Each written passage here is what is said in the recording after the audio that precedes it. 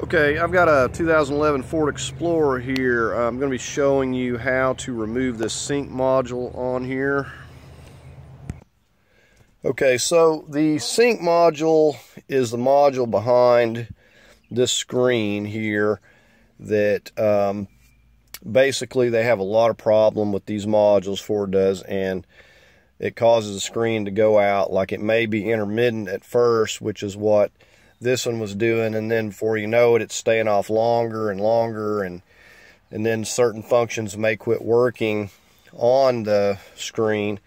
So basically what you have to do is replace this. Now the problem is, if you go to the dealership and try to get one of these, it's going to cost you $600 just for the module, and then another $150 to have it programmed. So you're looking at $750, $800 with tax. It's a lot of money.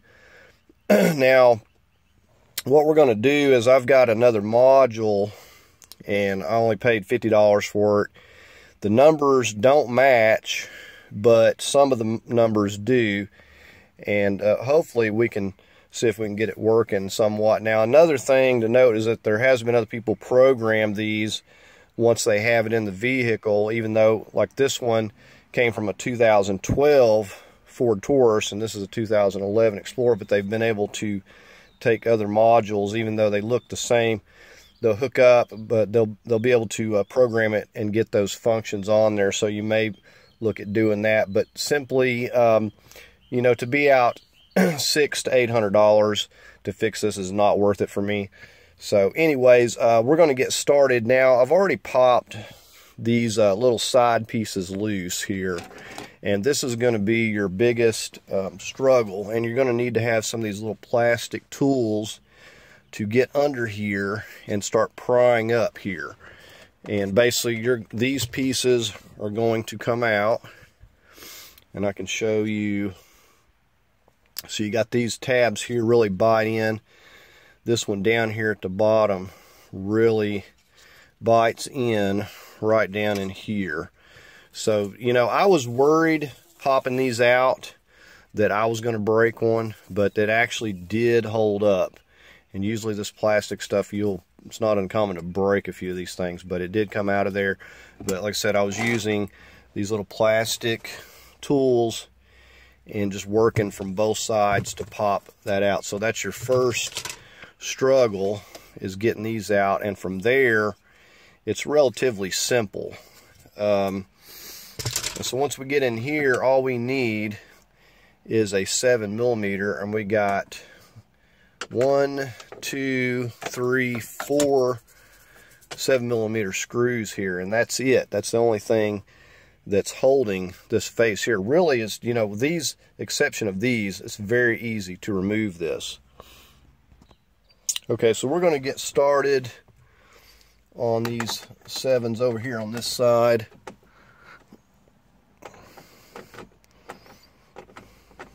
So I've just got a little 1/4 inch.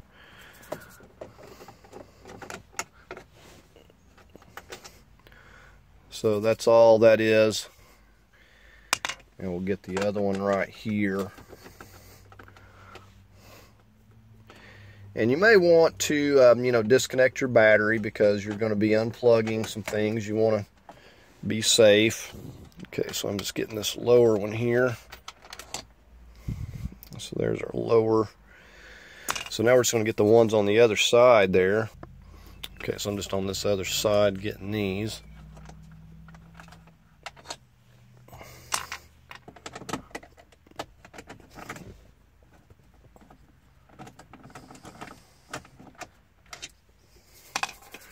Okay, so we got those. This will just simply lift. Just grab a hold of it. It's got a few little snaps, but they're not real.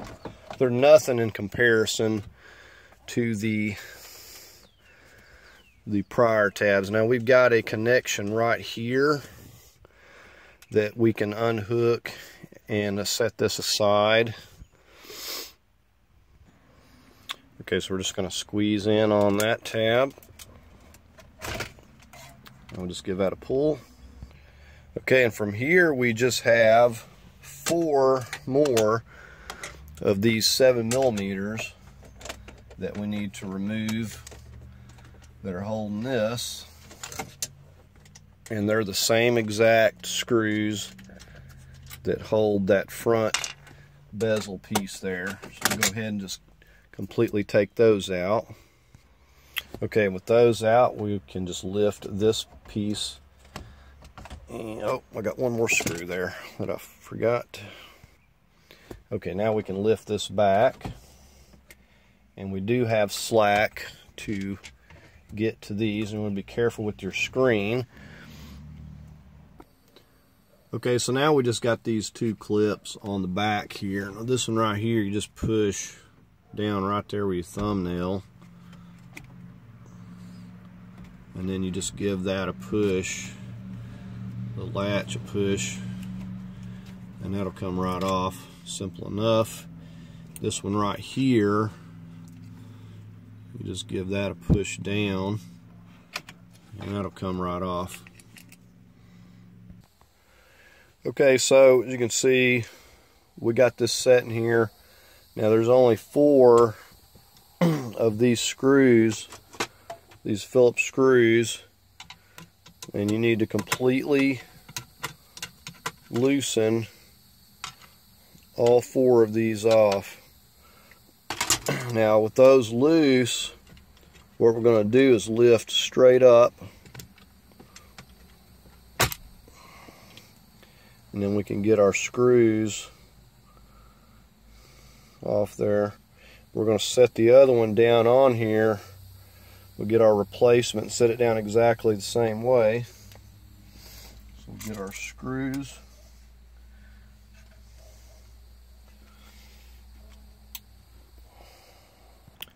Okay, and I want to show you these part numbers here while I'm at it. And you'll notice the BB5T. Now, none of those numbers match. Only that 14F239 matches. Said this came out of a 2012 Ford Taurus. You see it's got the 14F239. The other ones don't match.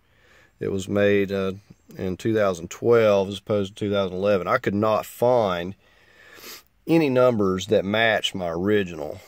So I figured it was going to be a gamble with any of them I used. Now, this was the cheapest one I could find, basically. It was $50. I figured I didn't have much to lose. And we'd see what it'd do, because my screen, nothing's working at all.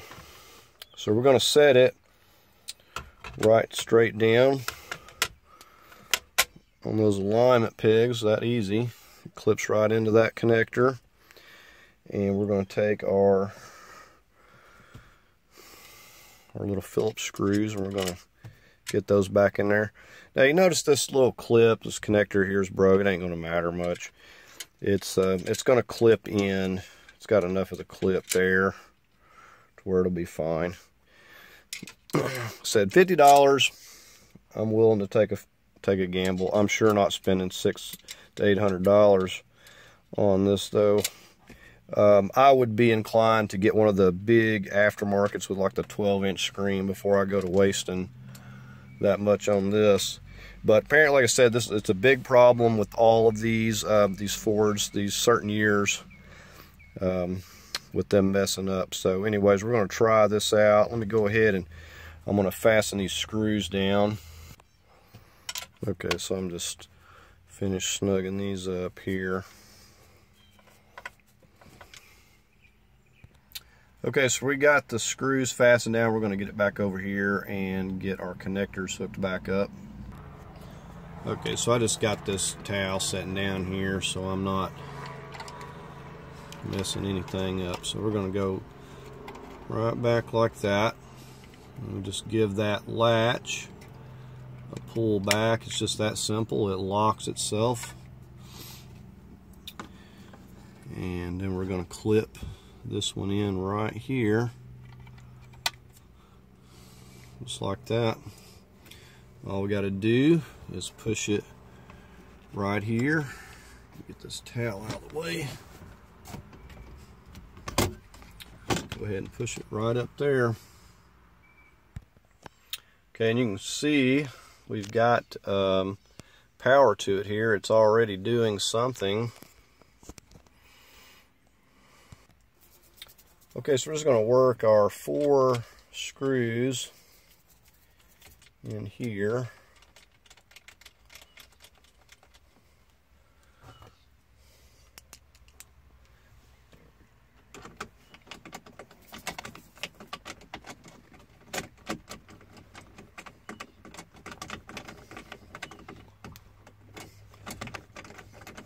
So it's probably one of the easiest radios to remove, besides those little trim pieces. Okay, we're just getting the ones on this side over here now. Okay, now all I got to do is re-plug this one connection in right here.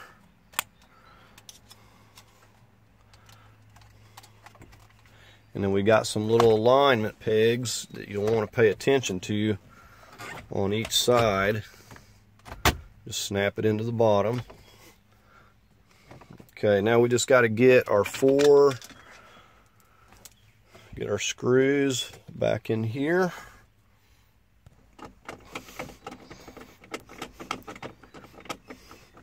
And we're going to go ahead and try this out here in just a second before we put these little side pieces in, because they're the most difficult. And let's go ahead and finish. Go back and re-snug those. Alright, so we'll go ahead and get the key and get it turned on here. Alright, so we're going to go ahead and turn the key on. See if we can get it.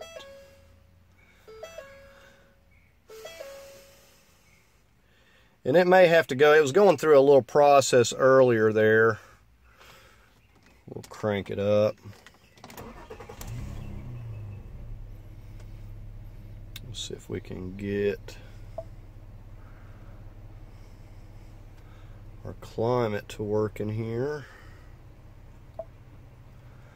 Which is definitely an improvement, because I had nothing working. The screen has been off for like months. It has not come back on. I don't think it was coming back on this time. But so we got the climate working. We'll check, make sure the radio and stuff's working here.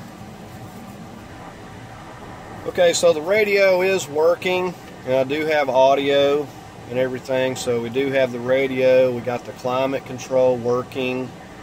One thing that I don't. Okay, so the rear controls are not working. The backup camera is not working.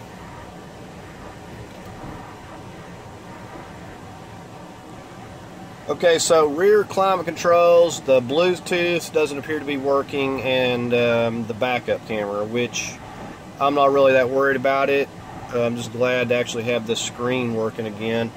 Now, I may figure out how, if I can't figure out how to program it myself or get it programmed fairly inexpensive, I'm probably just going to leave it as is. If I'm going to spend any money, I'm probably going to get an aftermarket. But we're going to go ahead and pop these panels back in and call this good.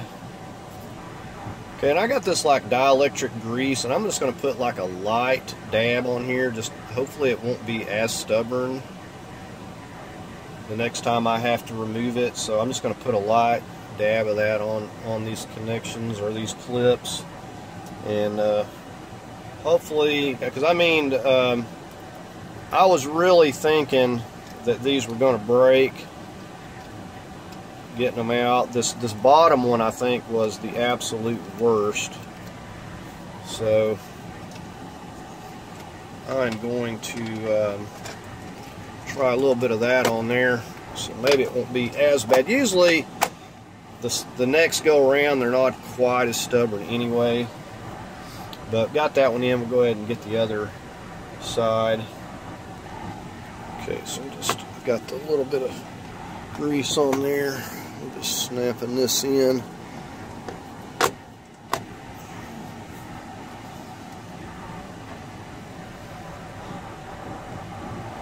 Okay, so like I was saying, there's other people on YouTube and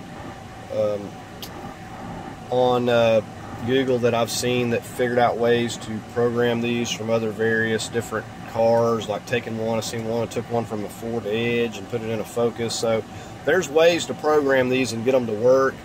If you call the dealer, I know they're not going to do it. They're going to tell you got to order one, get the matching numbers and everything. So I don't know. Haven't done it myself, so I don't know 100%. And so I just know that this is working. But if you do get one from a Ford Explorer, you may be able to get most of these functions, but those were running up around 150, and I really didn't want to spend that. I didn't even know if this was going to work. So you know, if you do that, you may be able to get your other functions like the backup and the rear climate control and everything to work. Oh, and another point I was going to make: if you order one, I ordered this from eBay, the replacement for this, and if you look at these people that are selling these, they may offer like a free return. So if you get one and you try it out, it absolutely just ain't going to do anything at all. You know, you can return it without any worries. You know, at the utmost, you may have to, you know, pay the return shipping, but a lot of them will have free returns, so you can at least try it out. You know, because I don't really know. All I can tell you is that 14F239 number that you see there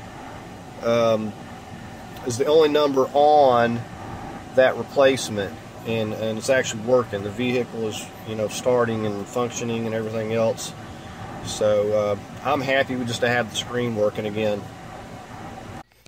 Okay, so actually I stand corrected. The Bluetooth is in fact working. It's the backup camera.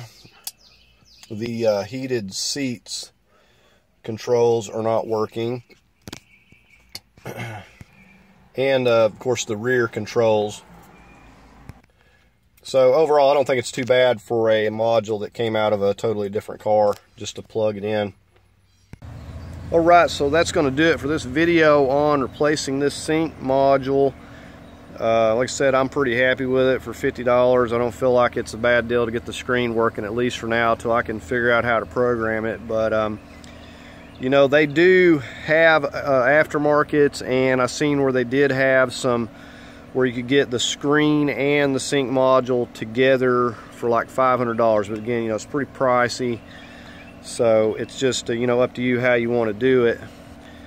You know, but it could be that it's just your screen that's went bad, you know, if it's like just went black. But if it's like it started out like this, kind of intermittent, and then rebooting and stuff, you know, you got a sync module problem. So anyways, that's going to do it for the video. Hope you found it helpful, you know, how to remove this and get it out of your dash there. And said if you found it helpful, please give it a thumbs up. If you'd like to leave a comment, please do so. As always, I invite you to subscribe, and thanks for watching.